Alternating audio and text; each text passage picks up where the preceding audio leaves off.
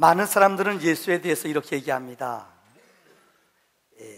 공상에 또 어떤 사람들, 하나님을 안 믿는 사람들은 인간들이 만든 하나의 사람이다라고 말합니다. 그러나 그렇지 않습니다. 우리는 성경의 진리를 통해서 정말 예수 그리스도가 왜 이 땅에 오셨으며 무엇을 위해 오셨는가를 성경은 분명히 그 답을 가르쳐주고 있습니다. 특별히 구약은 수백 번 예수님이 오실 것을 예언을 했습니다.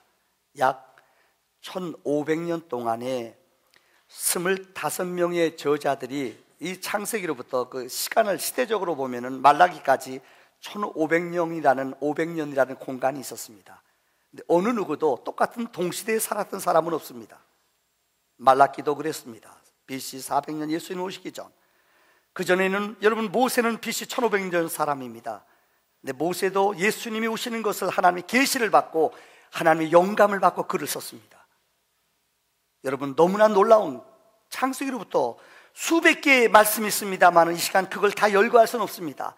성경에 예수님이 이 땅에 오셔서 어떤 일을 이루시는가, 여러분 어쩌면 초점을 분명하고 확실하게 한 사람을 향하여 어느 것 하나 틀림없이 정확하게 예언된 말씀이 이루어진 것, 그들이 보는 초점과 관점이 이 땅에 예수님이 오셔서 무엇을 하시는가를 성경은 우리에게 그 답을 가르쳐주고 있습니다.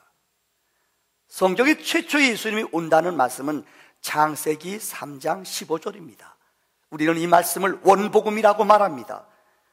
내가 너로 여자의 원수가 되게 하고 내 후손도 여자의 후손과 원수가 되게 하리니 여자의 후손은 내 머리를 상하게 할 것이요 너는 그의 발꿈치를 상하게 할 것이라.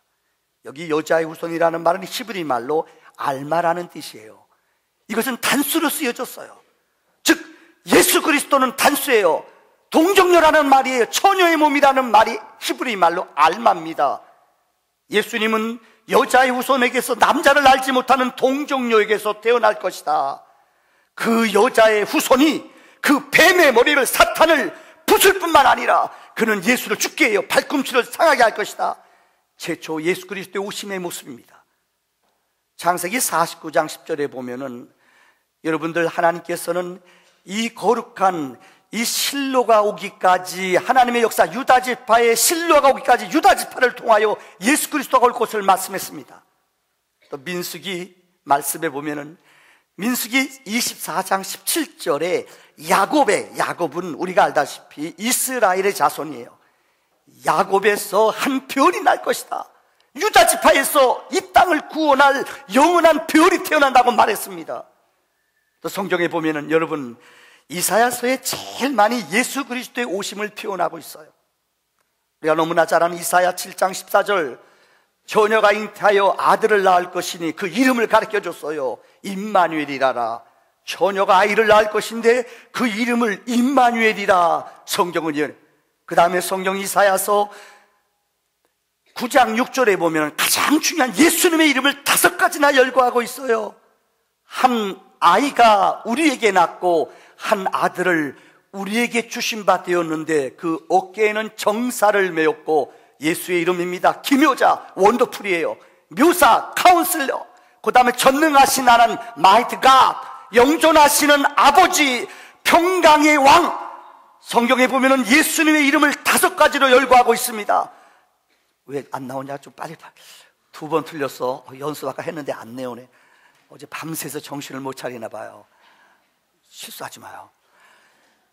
예수 그리스도 이름을 성경은 5번 얘기하고 있어요. 원더풀, 여러분 카운슬러, 마이트 갓, 그 다음에 에버래스팅 파더, 영존하시는 하나님, 평강왕, 프린스 오브 갓, 프린스 오브 피스, 영원한 평강의 왕이 예수님이에요.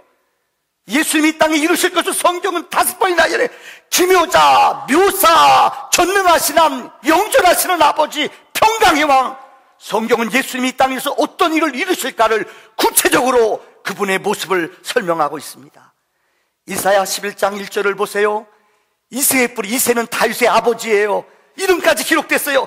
이새의 줄기에서 한 싹이 나며 그 뿌리에서 한 가지가 날 것인데 이는 구원자예요. 그 다음 이사야서 여러분 50장 6절에 보면 예수님이 이 땅에 오셔서 모욕과 침뱉음을 당하며 얼굴을 가리지 아니하였다. 이 땅에서 인간들이 예수님을 배신하고 죽임을 당할 때 모습이 나와요. 53장 5절에 그가 채찍에 맞음으로 그는 채찍에 맞을 것을 성경은 예언했어요. 그 다음 이사야서 53장 7절에 도살장에 끌려가는 양 같으나 털 깎는 자 앞에서 잠잠한 양과 같이 예수님은 절대 그들이 조롱하고 채찍을 때려도 그분은 한마디 말씀도 하지 않을 것이다. 이사야 53장 7절의 말씀을 예수님이 이 땅에 오셔서 그대로 이루셨어요. 53장 9절에 보세요. 그는 죽은 후에 아리마대 요셉, 그는 부자예요. 부자의 무덤에 함께 있을 것이다. 부자와 함께 있을 것이라는 귀절이 이 아리마대 요셉의 무덤에 갈 것을 성경은 예언했어요. 그 다음 보세요. 미가서 5장 2절에 보면은 미가 선지자는 여러분 BC 700년 전의 예언자입니다. 예수님이 태어날 장소를 예언했어요. 베들레헴은 황무한 어느 누구도 돌보지 않는 이스라엘 땅 가운데 제일 비참한 황무한 땅이에요. 근데 성경은 700년 전에 미가 선지자를 통하여 여러분 베들레헴 에브라다야, 너는 유다 족속 중에 작을지라도 이스라엘을 다스릴 자가 이곳에서 나올 것이다.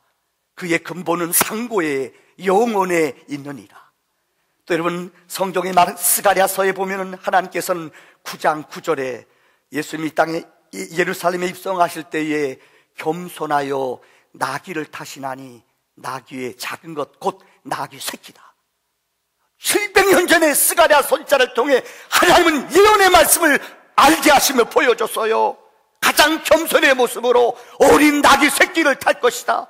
또 스가랴 11장 13절에 내가 곧 은 30에 여호와의 전에서 팔리우며 토기장에게 던질 것이다. 예수님은 가룟 유다에게 은 30에 팔렸어요. 화폐까지 정확히 얘기해요. 이 유다가 마지막에 후회하잖아요. 자기가 한 것에 대해서. 그는 이걸 갖다가 아십니까? 자기가 산 밭에다가 갖다 버렸다고 성경은 기록해요. 피의 밭, 이걸 예언했어요. 또 성경은 시편에 왜 다윗이 가장 위대한 줄 알아요? 어느 누구보다 다윗은 예수님의 오심을 가장 많이 예언한 수십 가지가 있어요. 근데 제가 이 시간 한 4-5가지만 설명할게요.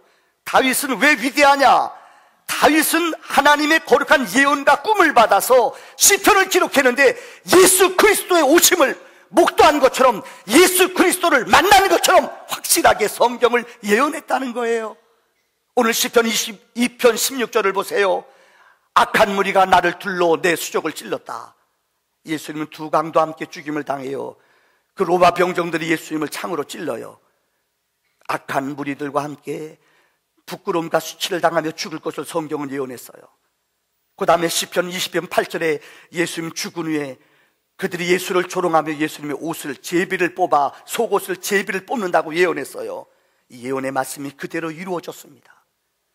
또 시편 34편 20절에 그의 모든 뼈가 보호하시며 그 중에 하나도 꺾이지 아니하리라. 예수님 십자가에 운명할 때 왼편 오른편 두 강도가 함께 죽임을 당했어요. 그런데 성경을 보면 두 강도는 죽었나 안 죽었나 십자가에 죽고 나서 마지막 죽었나 안 죽었나를 알아보는 것이 뼈를 꺾는 거예요. 근데 예수님은 창으로 찔림받았기 때문에 예수님은 성경의 예언대로 뼈가 부러지지 않으며 꺾이지 않으며 죽임을 당했다고 성경은 말해요. 보세요.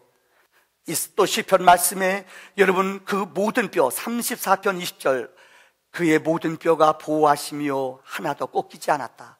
이외에도 시편에 다윗이 예수 그리스도의 오심을 묘사한 구절이 너무나 많이 있습니다.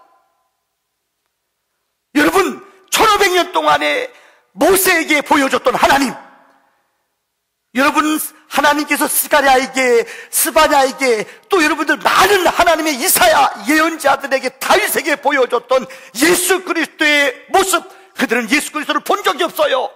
근데 하나님의 계시를 받아 인류를 구원할 그리스도가 이 땅에 오실 터인데 그분은 어디서 태어나 어떻게 사시며 우리를 위해 어떻게 죽을까를 성경은 보여주고 있어요.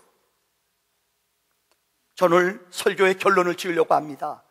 예수 그리스도는 예언대로 이 땅에 오신 분이신 줄 믿습니다.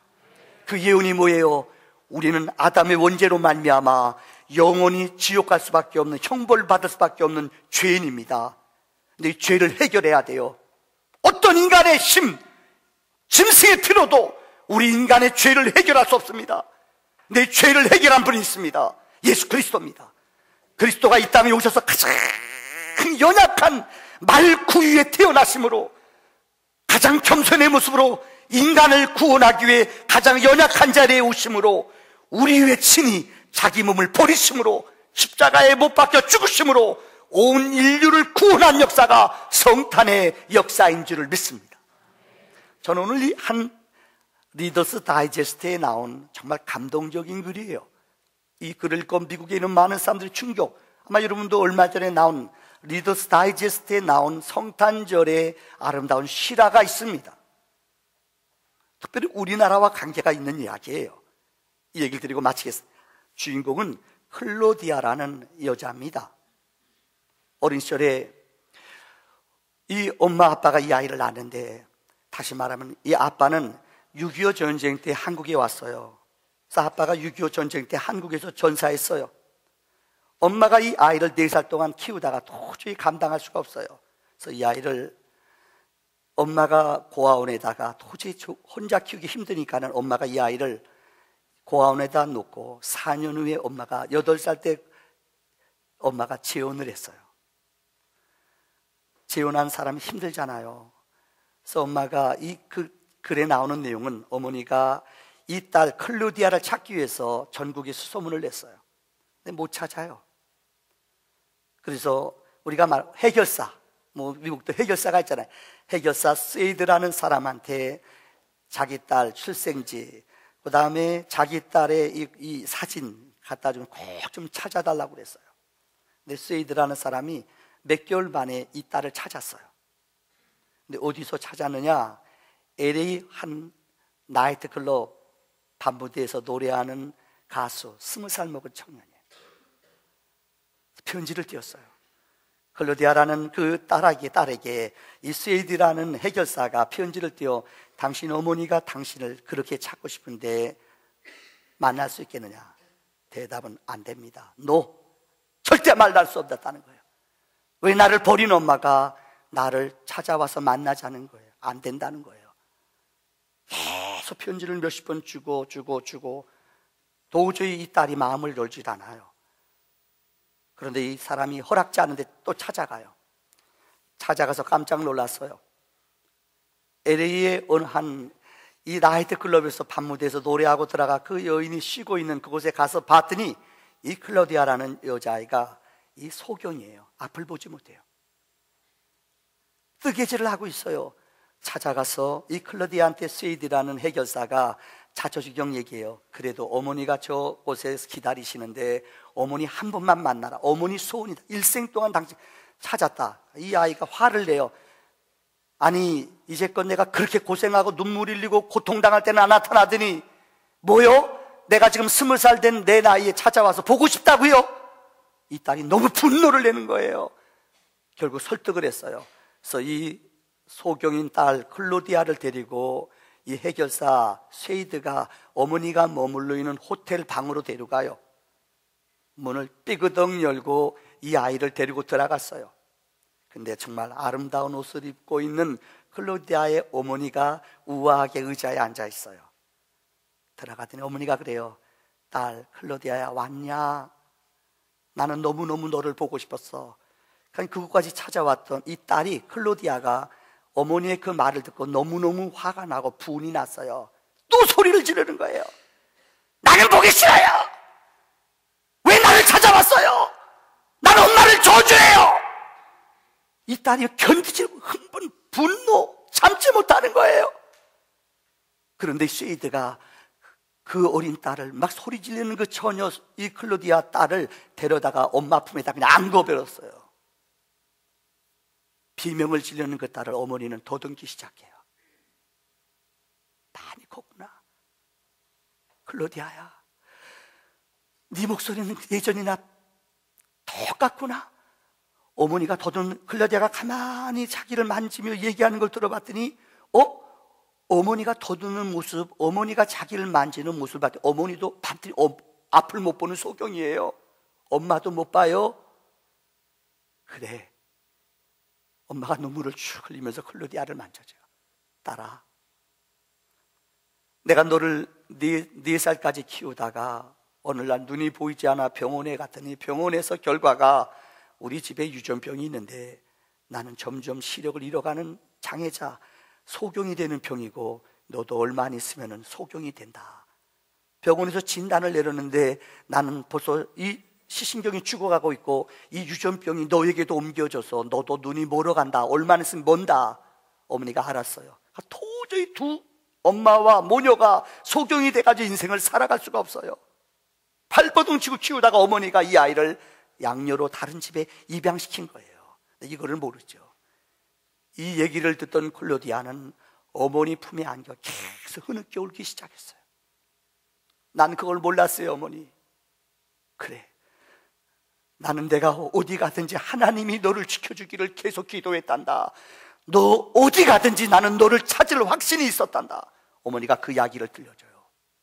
여러분, 바로 이것이 기독교의 신앙이에요. 하나님은 구유에 누운 아기로 오셨어요. 구유를 붙들고 이렇게 말씀했어요. 하나님도 나처럼 사람이 되셨나요? 성탄은요, 우리 주님이 이렇게 말씀하시는 거예요. 하나님이 왜 우리 땅에 오셨는 줄 알아요? 하나님도 나처럼 사람이 되셨나요? 이유는 하나예요. 우리를 사랑하기 때문에 그분은 친히 눈먼 자를 위해서 친히 소경이 되어 주셨어요. 질병든 자를 위해서 친히 주님은 질병든 자로 이 땅에 오셨어요.